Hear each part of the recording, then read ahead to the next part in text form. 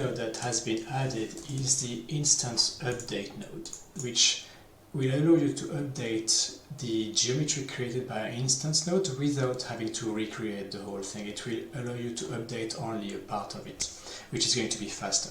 So at the moment we have plenty of instances which are created via this plane, which has more than 3000 points, and this sphere, which has a noise, which is therefore changing on every frame.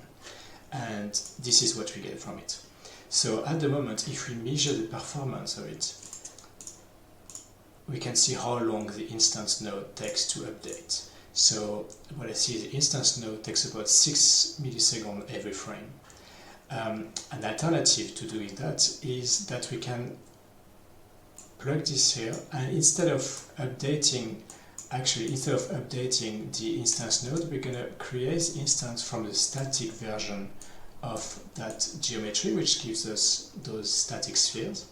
And we're going to plug this here, and we're going to give the modified geometry, which is a modified sphere, to the second input on the instance node. And the result that we see is the same. It looks exactly the same as this one. The difference is that the instance is created only once, and here we only update the instanced geometry part of the instance node.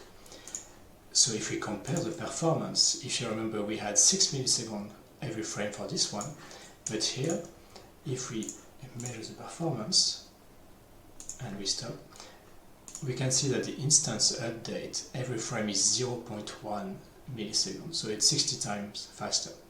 And in the same manner that we have updated the sphere, we can also update the points themselves, where the spheres are going to be placed.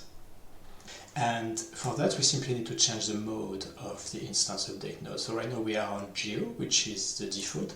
We can also set the mode on points. So let's try and use it. So I'm going to apply a similar noise to the plane, like this. And if I apply the time to an offset, I can see that the plane is going to deform. Now I could indeed simply put the plane like this, but that's going to be the same problem as before. It will need some time to execute.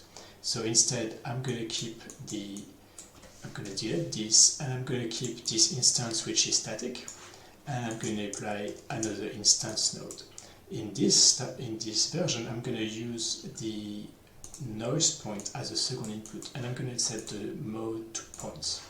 And now what we're going to have is we're going to have the spheres moving.